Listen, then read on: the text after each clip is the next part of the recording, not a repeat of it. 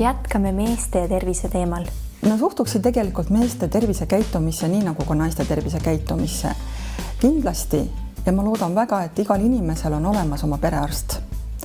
Ja umbes peale 40. sünnipäeva tasuks siiski külastada oma perearsti, võib-olla siis esialgu kord aastas, probleeme ei ole, võib ka harvemini külastada perearsti ja seal tavaliselt rutiinsel vastuvõtul perearst mõõdab nii vererõhu, reeglina on teatud tavaanalüüsid tehtud, peale 40. eluaastat võib-olla vererasvad, üsna suure tähtsusega, veresuhkur, kui ei ole varem probleeme olnud, siis tasuks ära teha. Kui mõelda niimoodi, et tegelikult tervisele kasulik on siiski tervisesport ja südamesõbralik ongi umbes 30 minutit iga päev, sobib igasugune liikumine, nii omas tempos kõndimine, jooks. Üldine reegel on, et liikumist nädalas 150 minutit. Selle võib ära jaotada mitme päeva peale.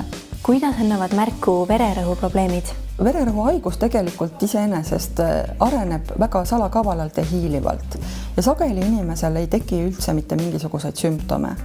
Võib-olla on vanematel kodus vererõhu mõõtja, sageli apteekides inimesed käivad lihtsalt huvi pärast vererõhku mõõtmas. Kaasa arvatud see, et inimeste kehakaal võiks olla nii palju kui võimalik kontrolli all. Me räägime vöö ümbermõõdust. Me räägime ohtlikult suurest vöö ümbermõõdust naiste puhul, mis on 88 sentimeetrit vöö ümbermõõdetuna. Aga meestel see võiks olla siis jääda alla 102. Tähendab, probleeme võib olla ka teisi.